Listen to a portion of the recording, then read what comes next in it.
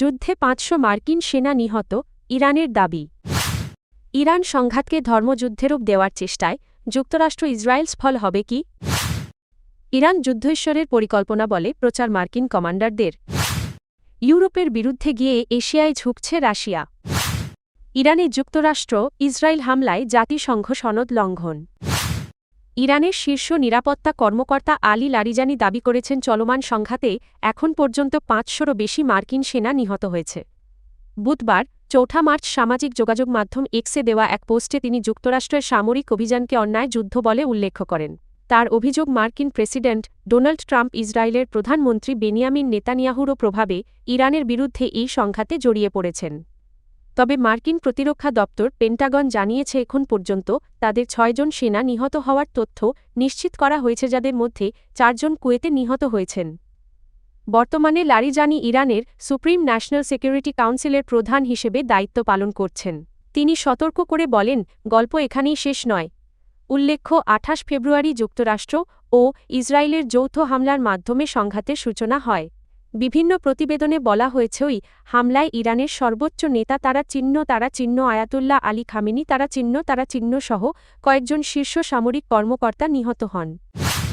মধ্যপ্রাচ্যে চলমান সংঘাত ৬ষ্ঠ দিনে পৌঁছানোর পর যুদ্ধকে ধর্মীয় ভাষায় ব্যাখ্যা করার অভিযোগে সমালোচনার মুখে পড়েছে যুক্তরাষ্ট্র ও ইসরায়েলের কিছু কর্মকর্তা।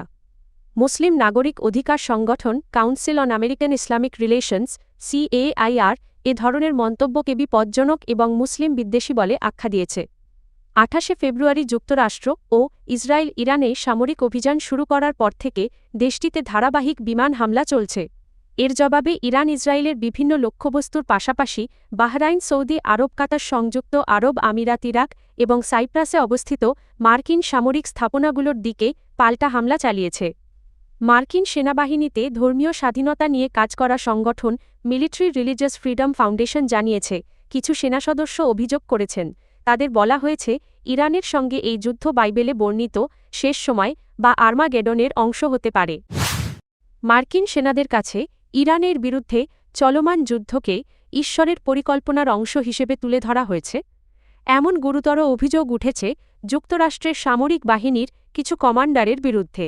বিষয়টি নিয়ে উদ্বেগ প্রকাশ করেছে ধর্মীয় স্বাধীনতা বিষয়ক একটি পর্যবেক্ষণ সংস্থা। অভিযোগের তথ্য প্রকাশ করেছে যুক্তরাষ্ট্রভিত্তিক সংগঠন military religious freedom foundation MRFF।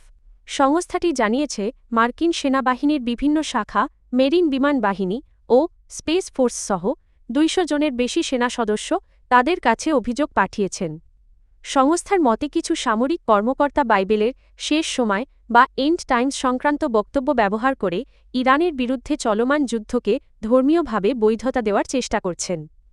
একটি অভিযোগে একজন নন কমিশনড অফিসার NCO জানিয়েছেন তাদের ইউনিট যে কোনো সময় ইরান বিরোধী অভিযানে মোতায়েন হতে পারে। ওই সেনা সদস্যের দাবি, তাদের কমান্ডার সৈন্যদের উদ্দেশ্যে বলেন, এই যুদ্ধ ঈশ্বরের ঐশ্বরিক পরিকল্পনার অংশ।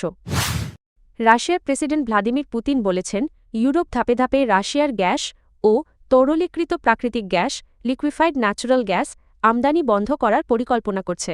তাই মস্কো এখন বিকল্প বাজার হিসেবে এশিয়ার দিকে নজর দিচ্ছে।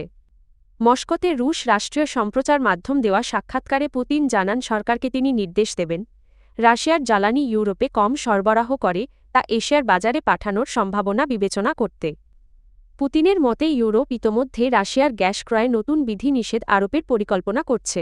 এমনকি ২০২৭ সালের মধ্যে পুরোপুরি নিষেধাজ্ঞা পর্যন্ত যেতে পারে বলে তিনি উল্লেখ করেন।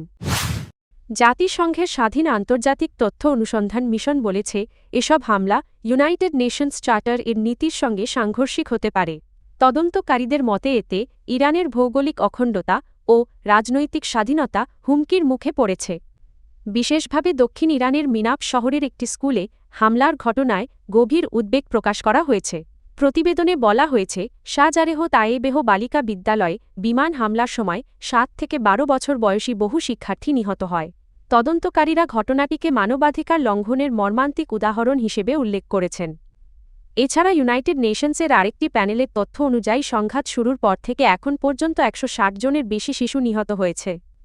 প্রতিবেদনে বলা হয়েছে, বড় আকারের সামরিক অভিযানের কারণে সাধারণ ইরানিরা চরম ঝুঁকির মধ্যে পড়েছে। একদিকে চলমান হামলা, অন্যদিকে দীর্ঘদিন ধরে মানবাধিকার লঙ্ঘনের অভিযোগে অভিযুক্ত সরকারি কাঠামোর মধ্যে তারা আটকে পড়েছে।